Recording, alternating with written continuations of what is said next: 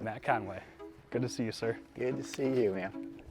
Thanks for coming in. Thanks for having me. Of course. Are you still working at Heartland? I am still teaching out in Heartland. I'm now at Lakes Elementary School the whole time. Okay, so what do you remember about young Chris Dobek? Well, I remember quite a bit, actually. Yeah? You caught my jokes, my humor. You know, you were smart as a As a whip that way. kindergarten. Well, you did, though, just coming in, like, you were always smiling. And you were always honest. Yeah, I thought you had a lot of integrity, and if you made a mistake, you admitted it. You remembered all that about me? Yeah, Wow. You were a fantastic kid, Chris. I remember you. Why do you continue doing what you do? It's rewarding. I mean, I seriously think it's kind of a cliche. They say, but I get more out of teaching with the kids. You learn from them and their life and what they've gone through. I mean, it's just a fantastic opportunity to, you know, you invest in them, but you get so much back from teaching. I mean, it's just what you learn, things that you didn't experience growing up. It's just an awesome job. So my father passed away in 2002 when I was a student of yours. Can you share your perspective a little bit of what you saw with me? You know, the thing that still sticks out with me when we went to the funeral home, it was probably 2 or 3 days before Christmas. And I was there with Mrs. Piggott, and as we left, you looked at Mrs. Piggott and I and said, "Have a Merry Christmas." And it was like, I mean, it's like this kid just lost his father.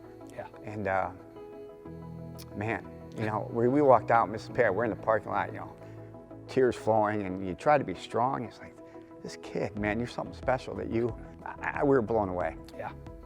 It's the investments that father figures took place when I went back to school and when I started going to youth group, the people that stepped into my life that felt called. And definitely that was the biggest thing of like, I needed a father figure.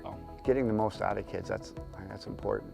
Yeah. And the kids find their own way. I mean, you've done a fantastic job. Look where you're at now. Yeah.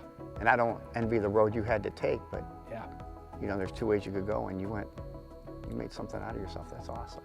You know, what do you see as supplies that are needed, and do you see a need for teachers being blessed with supplies to go back to school with? Like, do you often spend money out of your own pocket to supply for your students? Oh, absolutely. What you guys are doing is fantastic, because there's really 2 big purposes. I think, like, you know, sometimes when you give supplies to school, I don't think they really realize how much it helps the kids.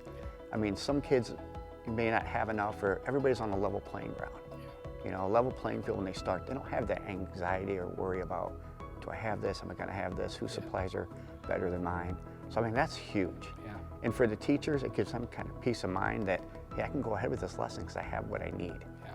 And it does, it absolutely helps teachers not having to reach into their pockets or going to PTOs or, you know, asking for donations from families. So what you guys are doing is making a huge impact. Yeah, obviously there's been little nuggets over the years and things that other teachers have told you or mentors of you has shared with you. What would you say to a teacher that's been doing this for 2 years or needs a little extra push to keep going and keep educating kids and investing in students that need it? I think there's probably 2 things, and the one I always tell people, you're born to do this.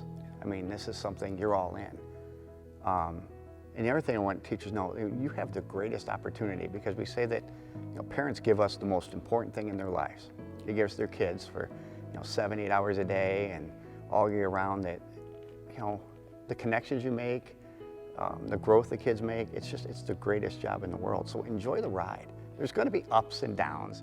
I don't know, just ride it out, have fun. I mean, it's a great job. So if you're in it, you're born to do it. Remember that. The good times, the rough times, and I think it makes a difference. Yeah.